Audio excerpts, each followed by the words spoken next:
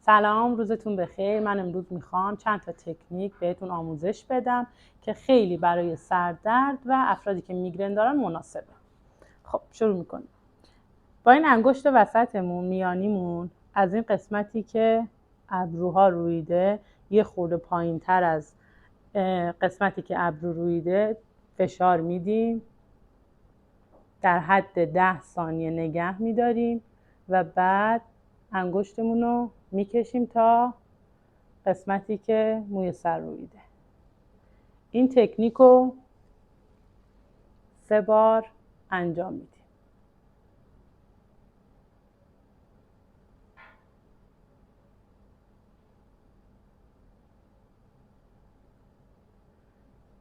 بعد تکنیک بعدی با همین انگشت قسمتی که ابروها رویده یه 10 ثانیه فشار میدیم اول. البته جوری نباید باشه که طرف اذیت بشه، باید مناسب کلاینت باشه و خیلی متعادل فشار بدیم.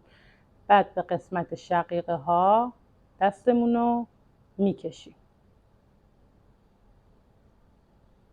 بعد از اینکه چند بار این تکنیک رو حالا 3 الی 5 بار انجام میدیم به قسمت شقیقه و خیلی ملایم دورانی این قسمت شقیقه رو انجام میدیم.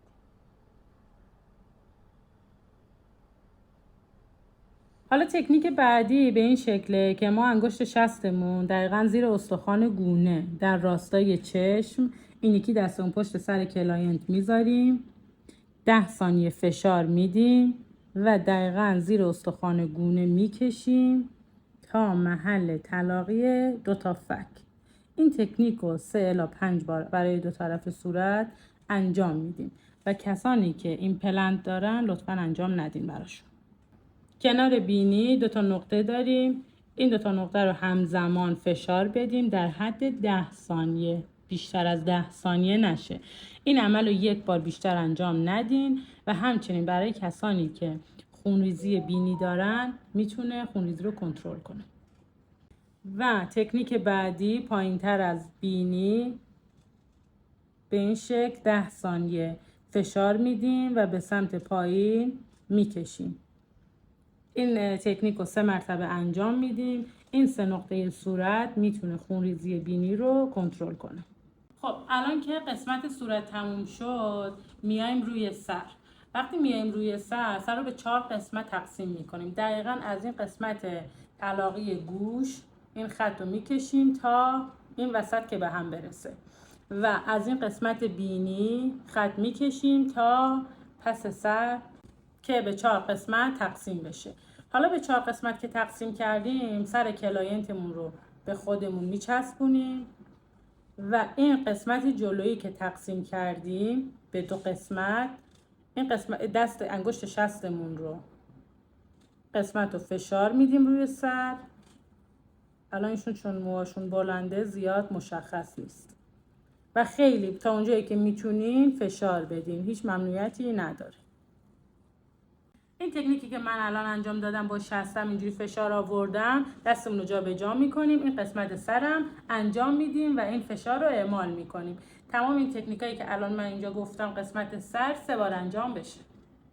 خب تکنیک بعدی انگشتان دستمون رو لای موی کلاینت اینجوری میذاریم و پوست سر رو جا به جا میکنیم. کسانی هم که کم مو هستن صرفاً پوست سر رو لمس میکنیم و جا به جا میکنیم.